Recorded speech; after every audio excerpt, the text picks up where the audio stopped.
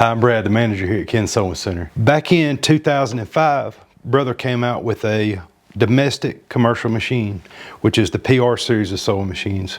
We went to training on these machines, learned how to operate them, learned how to work on them. And over the years, we've seen some things that customers run into commonly and things that we can help you fix. So we're gonna make a series of videos to show you different things that we can adjust and fix on these sewing machines. So if you give us a call, you got an issue, we can direct you to a video to help you solve your problem. We hope this helps you, and please check us out. Thank you.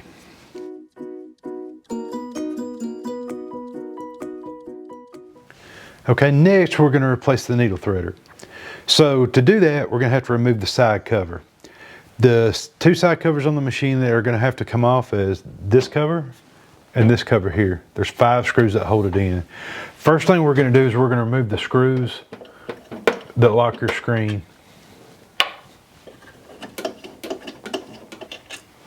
Then we're going to take our needle changing tool.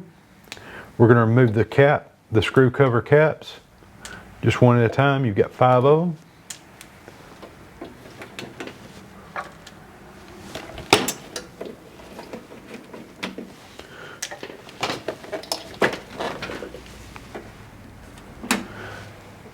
And behind each one of those is a Phillips head screw. We're going to remove each one of those.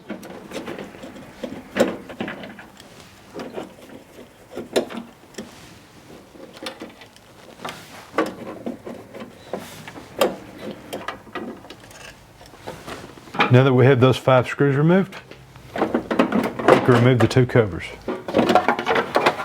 So with the screws removed and the covers removed, you can see the needle threader guide and the motor. When we push this down, our needle threader comes down here so we can get to it to change it. First thing we're going to do is remove our needle.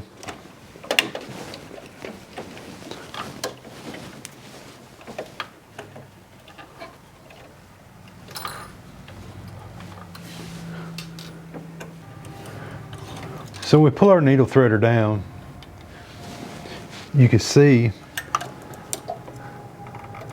that on the left side of it there's a small clip. What we're going to do is we're going to slide this shaft out. On the right side here there is a small Allen screw. What I like to do is I like to use it to put my fingernail behind so I can pull this out. So I'm going to push up on this clip here on this side, and then I'm going to slide this shaft out. But I'm going to be careful not to slide it all the way out. And I might have to push this up a little bit so it can clear it, because there is a spring right back here, and I'll show you that here in just a second. And we don't want to lose that. So we can hold this still and slide the needle threader off at this point. And there's our needle threader. And this spring is very small and very easy to lose. So I'm just going to I don't ever take it off. I'm just taking it off to show you here. This is going to be the spring that goes on that shaft. So if you lose that, you're never going to find it. So make sure that it stays on there. We have our new needle threader here. I don't know if you can see it or not, but there's a small little wire inside here, and we want to make sure that it's straight, which it is going to be straight on our new one. And we're going to put our needle threader on just like it came off, with this pointing to the left side and the back shaft going through the back hole and the front shaft going through the front hole. So we're going to start by putting the back shaft in first, the one with the spring on it, so we don't lose our spring. Then we're going to line it with the front shaft. The back shaft's going to have a little collar on it. We want to make sure that it goes all the way flush. And then we push this all the way to the right till it clicks in place. And now our needle threader is replaced.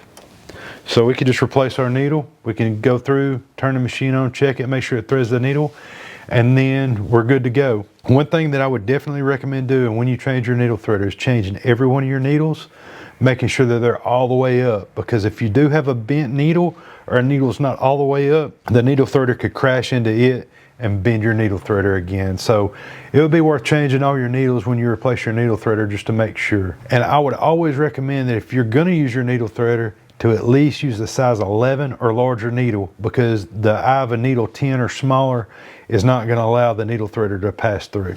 After we get this done, all we do is just replace our covers, put our screws back in, and we're good to go. We're your one-stop shop here at Ken's Sewing Center. We've got the people to help you, we've got the product, and we've got the deals. So give us a call. Thank you.